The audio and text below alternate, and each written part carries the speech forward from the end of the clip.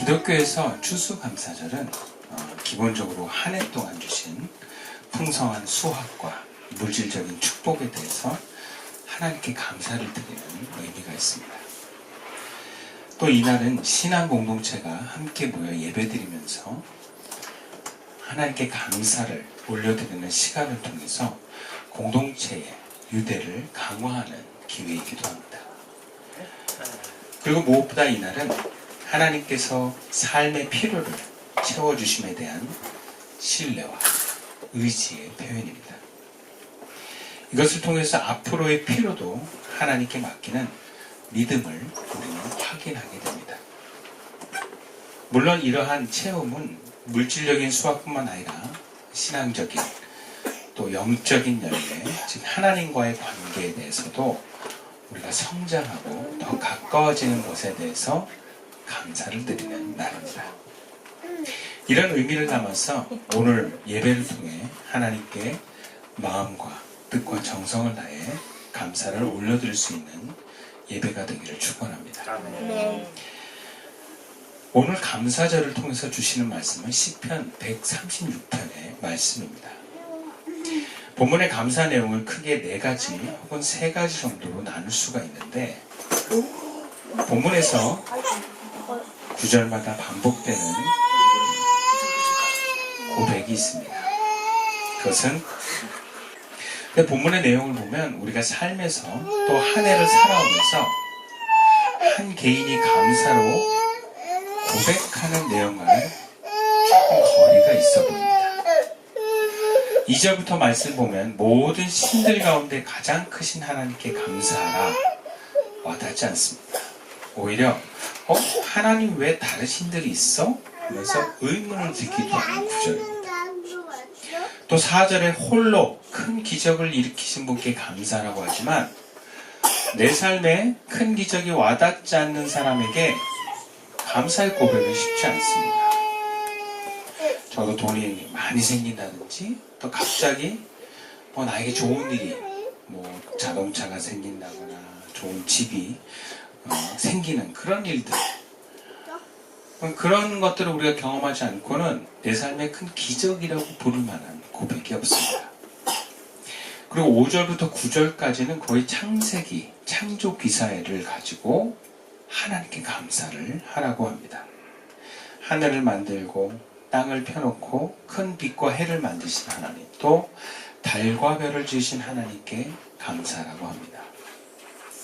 그러나 우리는 당연히 누리고 있는 이 자연 만물에 대해서 그렇게 감사하다라고 하는 생각이 잘 안 들어요. 해는 원래부터 있던 거 아닌가? 하늘의 달과 별도 그것이 나와 무슨 상관이 있는가? 그냥 있는 거 아닌가? 그렇게 감동이 크게 오지 않습니다. 그냥 모든 인류에게 베풀어 주신 그 하나님의 자연 은총은 모든 인류 가운데 한 명인 내가 그 안에서 누리고 있는 것 뿐이지 특별히 내가 그걸 크게 감격해서 감사로 고백을 올려드리는 것은 쉽지 않습니다. 아니 그렇게 고백하려고 해도 머리로는 감사한데 가슴으로는 감사하지 않습니다. 우리는 본문을 읽으면서 이런 생각이 듭니다. 도대체 우리는 뭘 감사해야 하는가? 더군다나 경제적으로나 육체적으로 어려운 일이 있다면 우리는 뭘 감사해야 되는가? 또 한편으로는 이런 질문도 듭니다. 왜 우리는 하나님께 천지 창조하신 것을, 그 하늘을 만드신 것을 감사한 마음으로 와닿지 못하는가? 먼저 감사가 무엇인가에 대해서부터 살펴봅시다. 감사는 사전을 보면 긍정적인 경험이나 혜택에 대해서 고마움을 느끼고 그에 대한 반응을 표현하는 감정이다. 이렇게 소개합니다. 그러니까 우리가 천지 창조가 감사로 고백되지 않는 것은 그것에 대한 고마움의 감정이 느껴지지 않기 때문이라는 거예요. 사람마다 감사의 고백의 다른 이유가 이것입니다. 어떤 사람은 그것을 감동하는 감정이 느껴지는데 어떤 사람은 감동적이지 않은 거예요. 자신에게 긍정적인 경험이나 혜택에 대한 고마움이 사람마다 다 다르기 때문에 그래요. 없었는데 주어진 것에 대해서 감사와 감동을 느끼지 우리가 원래부터 소유한 것에 대해서는 감사하지 않습니다. 몸이 약해서 늘 아픈 사람은 안 아픈 게 감사한 거예요. 근데 원래 건강했다는 사람은 안 아픈 게 당연한 거예요. 그러니까 감사할 내용이 아니에요. 아니 머리로는 아는데 감동이 되지 않습니다. 교회 사역을 하다 보면 감사헌금의 내용을 이렇게 보게 될 때가 있는데 수술을 잘 마치게 해주셔서 감사합니다는 고백이 생각보다 많습니다. 그런데 큰 수술인 줄 알았는데 수술 안 하게 되어서 감사합니다도 가끔은 있어요. 근데 평상시에 안 아프고 건강하게 해주셔서 감사합니다는 거의 없습니다. 그만큼 감사는요, 고마움의 감정이 느껴져야만 우리가 고백됩니다. 그리고 하나님께 대한 감사는 현물이 동반되지 않고 말로만 하는 감사가 어떻게 보면 진정한 감사는 아니에요. 내 삶으로 고백하는 것, 그리고 그 이상으로 하나님께 뭔가 표현하는 것까지 나아가는 데 의미가 있습니다. 그래서 그 이스라엘의 제사법을 보면 감사제가 있어요. 감사제사. 거기에 따른 구체적인 내용이 있어요. 네. 결과적으로 우리가 일상에서 하나님께 대한 감사가 적은 이유는 이것입니다. 그만큼 우리가 일상의 삶에서 하나님으로부터 주어지는 긍정적인 경험이나 혜택을 감정적으로 잘 못 느끼기 때문입니다. 그러나 내 삶의 모든 은총에 내가 뭔가 평화롭고 그래도 내 발걸음이 정상적으로 뭔가 이루어지고 있는 것에는 하나님의 은총이 자리 잡고 있다는 사실을 우리는 기억해야 됩니다. 다시 말해서 감사의 감정이 느껴지지 않을 뿐이지 우리가 이 세상을 지으시고 창조하신 그 하나님께서 또 자연 만물을 다스리시고 지키시는 가운데 내가 오늘날의 삶을 누릴 수 있는 것에 대한 감사의 고백은 마땅히 있어야 될 줄로 믿습니다. 아멘. 감정에 와닿지 않는다고 감사할 필요가 없는 것은 아닙니다. 성경에서 전하는 하나님께 대한 감사는 반드시 그 고마움에 대한 감정을 전제로 하지 않습니다. 말씀의 기록에 의해서 천지를 창조하시고 그 자연 만물을 지금도 다스리시며 운행하시는 그 세계가 나에게 있음을 내가 지식으로 알고 마음으로 인정해서 의지로 고백할 수도 있는 것이 감사입니다. 그리고 우리가 둔해서 그렇지 마음이 열리고 영이 열리면 그 자연 만물에 대한 감사와 감격도 우리에게 느껴지는 거예요. 우리가 둔해져서 그렇지. 예수님도 이런 표현을 해요. 드레핀 백합화를 봐라. 솔로몬이 지은 성전보다 더 아름답지 않냐는 표현입니다. 근데 우리가 딱 봤을 때 백합화가 뭐가 아름다워? 이럴 수 있거든요. 평상시에 여러분들이 꽃을 보고 자연 만물을 봤을 때 많은 사람들이 그걸 아름답다고 느끼지 못해요. 근데 영이 열리면 어떤 하나님의 감동이 우리에게 오면 와 정말 하나님이 이렇게까지 만드셨는가 라는 감동이 나와요.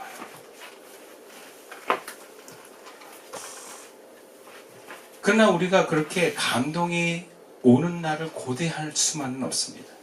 하나님께 대한 감사는 의지로라도 시작하는 것이 필요합니다. 하나님께 대한 우리의 감사는 그렇게 고마운 사건에 대한 감정을 넘어선 의지의 고백입니다. 의지로 고백할 때 우리의 감사는 온전히 드려지기 시작하는 방향의 첫 발을 딛습니다. 두 번째로 우리가 하나님께 대한 감사가 적은 이유는 오늘 시편 136편의 저자가 이야기한 것을 보면 감사에 대한 내용이 우리에게 해당되지 않는다고 생각하기 때문에 그래요. 오늘 보면 10절부터 22절까지 감사의 내용을 보면 이것은 이스라엘과 관련된 내용이에요.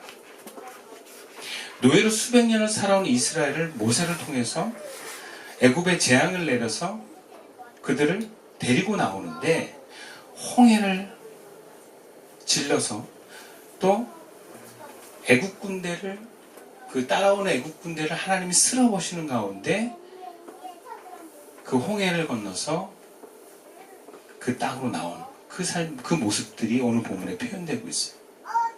그리고 광야 40년을 먹이시고 입히시는 가운데 인도하시고 고향 땅으로 돌아가서 그 땅을 유산으로 주신 하나님께 대한 감사는 오늘 이 대한민국에 사는 우리들과 관련이 없어 보입니다. 이것은 이스라엘 민족이 감사해야 될 내용이 아닌가 이런 마음이 들 때가 있어요. 그러면 우리 한번 생각해 봅시다. 정말 이스라엘과 우리가 특히 이스라엘의 구원과 우리가 상관이 없는가? 상관이 있어도 감사할 정도로 감동이 되지 않는 건 사실이에요. 그리고 은근히 이스라엘을 동경하고 좋아해서 이스라엘 깃발 들고 막 다니는 사람에 대한 불편한 마음이 있는 것도 사실이에요. 왠지 이스라엘보다 우리가 더 잘났으면 잘났지 못하다는 열등감을 갖고 싶지 않은 마음도 우리에게 있어요. 묘한 경쟁심이 있어요. 또 오늘날에는 이 팔레스타인과 중동의 여러 나라의 어떤 관계되는 전쟁통에서 공격을 당하는 그 어떤 사람들을 또 어린아이들 이렇게 보면 야 이스라엘가 너무한다 하고 비난하고 싶어지는 마음까지 있습니다. 근데 그럼에도 불구하고 우리가 이스라엘을 구원하시고 보호하시고 그 민족을 세우신 하나님께 왜 우리가 감사를 해야 될까? 이 본문은 이스라엘 민족만 해당되는 게 아닐까 하는 생각이 든단 말이에요. 근데 제가 작년에 이스라엘에서 공부를 하시고 또 거기에 또 히브리 대학이라고 하는 데서 구약학을 마치신 한 교수님께 잠깐 수업을 들은 적이 있어요. 근데 그분이 이런 얘기를 하시더라고요.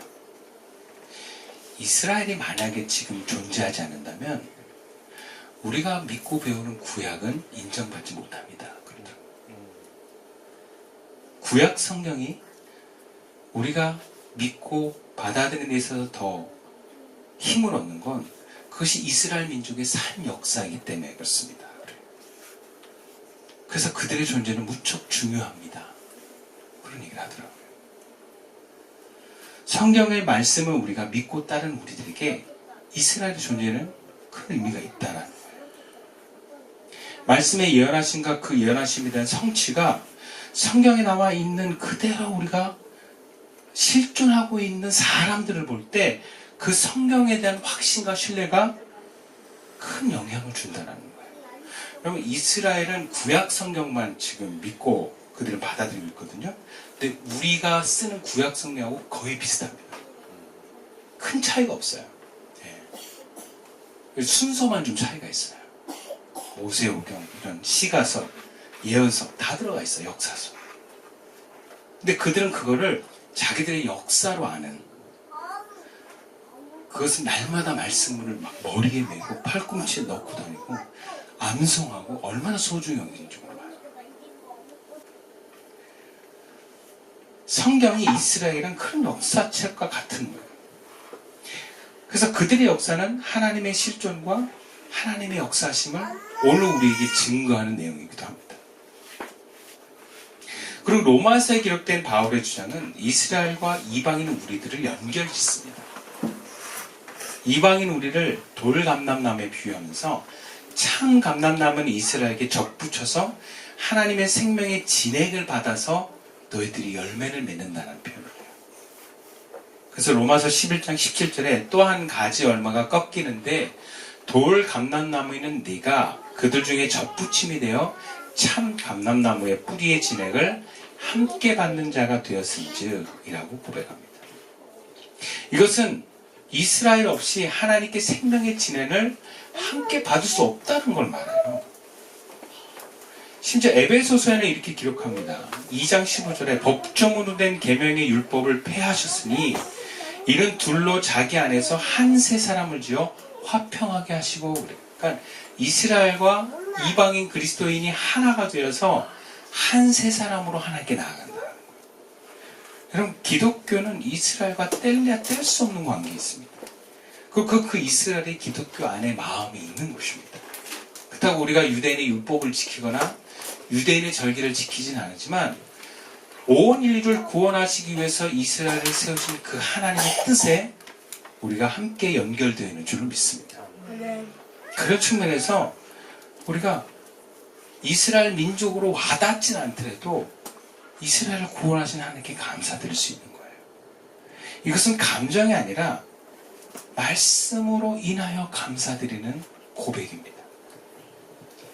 그러니까 내 감정이 불편하고 무딘 것은 내려놓고 말씀에 의지하여서 이스라엘 구원하신 하나님께 감사를 올려드릴 수 있다는 거예요. 이것은 의지를 넘어서 말씀을 믿고 신뢰해서 올려드리는 감사의 고백입니다. 그리스도인의 감사가 일반 무신론자들과의 감사가 다른 것이 바로 이거예요. 그리스도인은 성경 말씀을 믿고 성경 말씀을 의지하여 올려드리는 감사가 있습니다. 이것은 감정적으로 고백되는 감사보다 더 높은 수준의 감사입니다. 그리고 말씀으로 감사의 고백이 나올 수 있는 사람은 내 안에 그리스도가 있기 때문에 믿는 고백입니다. 그러니까 성경 말씀이 믿어지고 성경 말씀으로 감사할 수 있는 사람은 그 안에 하나님이 함께 하시는 사람이라는 거예요. 그럼 같은 성경을 읽어도요, 예수 안 믿는 사람은 좋은 책이네, 믿음으로 받아들이지 않습니다. 역사처럼 소설처럼 문학처럼 읽어봅니다. 그러나 하나님의 영이 있는 사람들은, 구원받은 사람들은 성경을 보면 하나님의 말씀으로 느껴집니다. 아멘 하면서 하나님, 내가 하나님께 이 내용대로 내가 고백합니다. 이 내용대로 내가 기도합니다 라고 할 수 있는 것이 바로 그리스도인의 감사의 고백입니다. 그래서 성경의 신약성서에 나오면 뒤에 뭐라 그러냐면 예수님 다시 오실 것이다, 그렇게 예언하고 있어요. 그래서 초대교회 그리스도인들은 무엇을 기도했는가? 마라나타, 주 예수의 오시옵소서. 예수의 재림을 놓고 기도했습니다. 말씀을 믿고 의지하는 사람은 말씀을 의지해서 감사할 수 있는 것입니다. 우리가 단순히 성경을 통독하고 이해하고 뭔가 공부하는 것을 넘어서 그 성경이 하나님께서 우리에게 주신 말씀으로 자리 잡아서 말씀으로 의지하여 고백할 수 있는 우리 성도님과 제가 되기를 축원합니다.